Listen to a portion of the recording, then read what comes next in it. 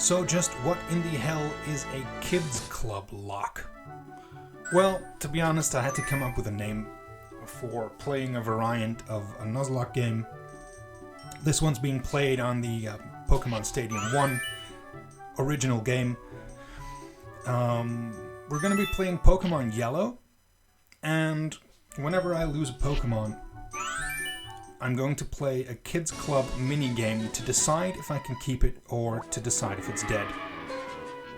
I will put the level for the computer during the kids' games on hard, which means that even though it may seem simple and easy to keep a Pokemon, I'm probably going to lose that Pokemon.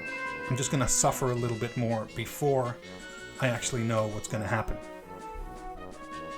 And to show you what I mean, here is an example of that suffering.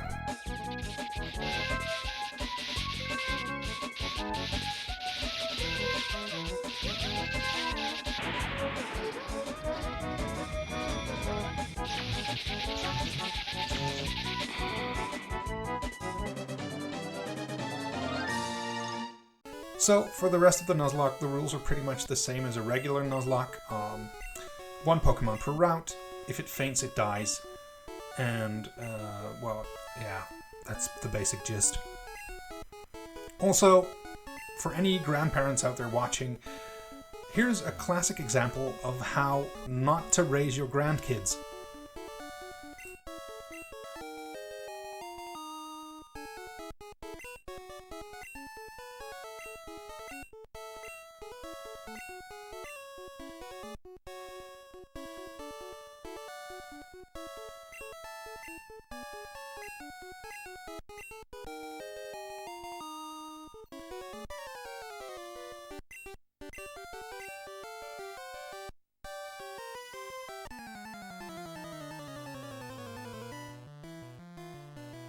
So here I was already thinking of implementing a new rule where if I lose my starter before I get the Pokeballs, I would also play a minigame to see if I could continue, but it's not really necessary because I get a first turn paralysis, as you've just seen, and D-Bag just keeps going for Tail Whip. So it's actually a fairly easy first fight with no real worries at all.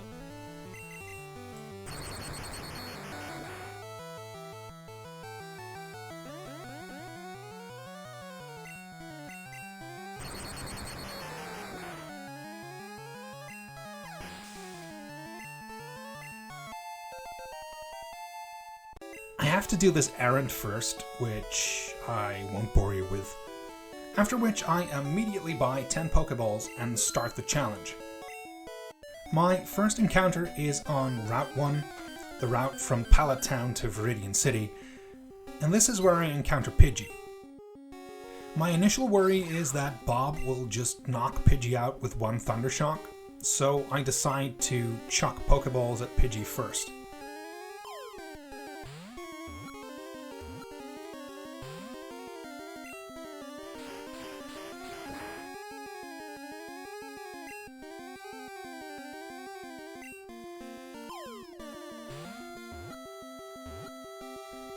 But after a first Pokeball, and then a second Pokeball, fail to capture it, I decide to risk a Thundershock. And it barely lives. I'm not sure if that was the highest damage roll that I could get there, but it looked like I could have rolled higher and knocked it out, so that was fairly lucky.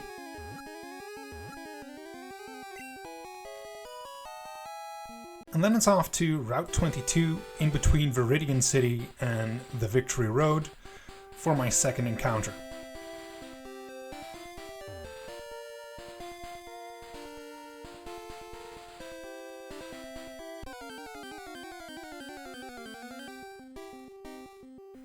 I get Nidoran, which is a pretty good encounter because getting a Nidoran means getting Double Kick in Pokemon Yellow, which is a nice way of getting past Brock, and it's also a good way of getting a really early Nidoking, seeing as there is a Moonstone available in Mount Moon.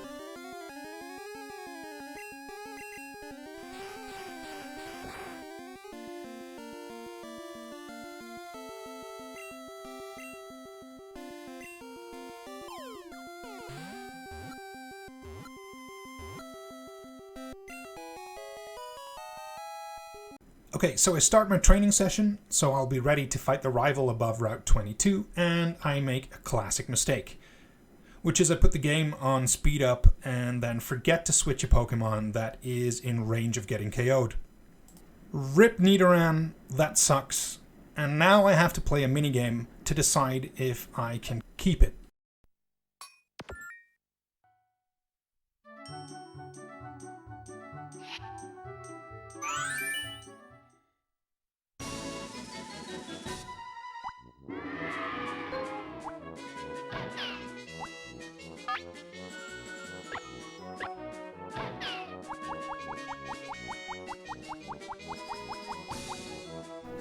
And it's Clefairy Says.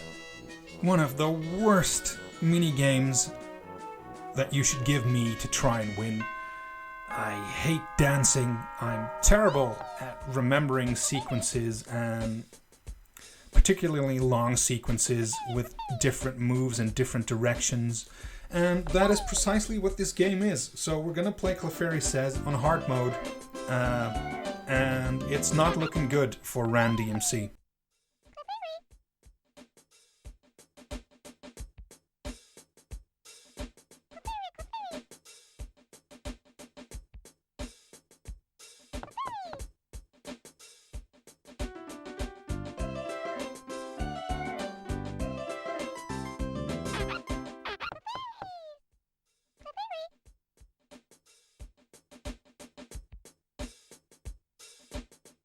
And this is where I already lose track of the directions. 2 turns in. Here we go. I don't even fill in the final little instruction there, and I already get whacked 3 turns in.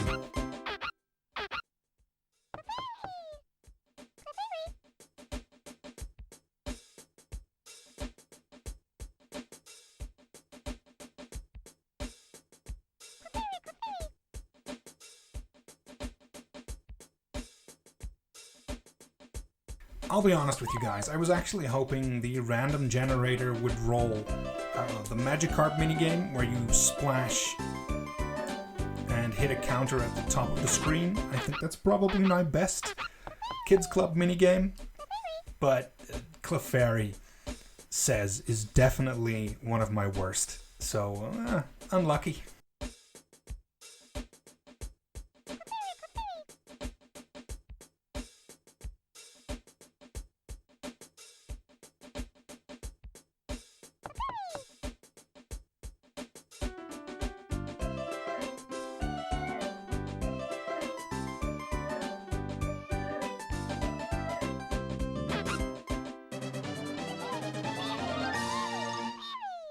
So that means starting with a dead box for the first time. It's Pokemon Yellow, so we can't name boxes, but what I can do is decide to pick box 2 as the dead box. That's going to be the dead box from now on, and any Pokemon that exceed the limit of my party will go into box 1 at first. So sorry about that, RanDMC. Rip, it was nice knowing you. Goodbye. Alright, now let's have a look at the party before we head to D-Bag above Route 22 to see if we have any kind of a shot against him. And I think we do. We have a level 9 Pikachu, we have a level 8 Pidgey, his ace is a level 9 Sparrow. Well, his highest level is a Sparrow, and I think his ace is really Eevee, but you know what I mean. So with these two, I think we should be solid.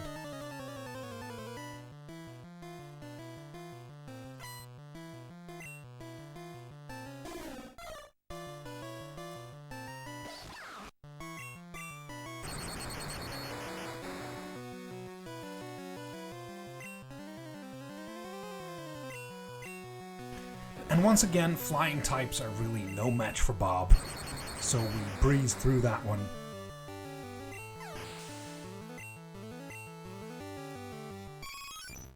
With Eevee though, I decide to paralyze it with Thunder Wave, throw a bunch of Thunder Shocks, and then if Bob is in range to get KO'd, I'll switch him.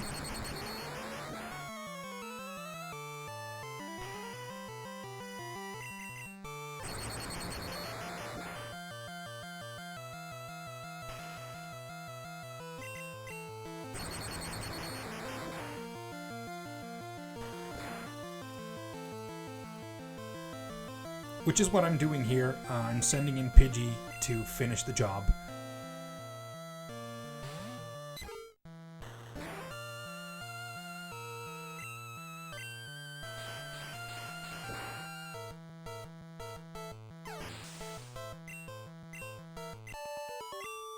And we get a nice clean win.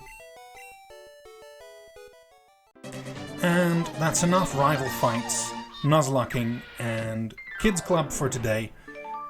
Join me again soon for episode 2, and see you again soon.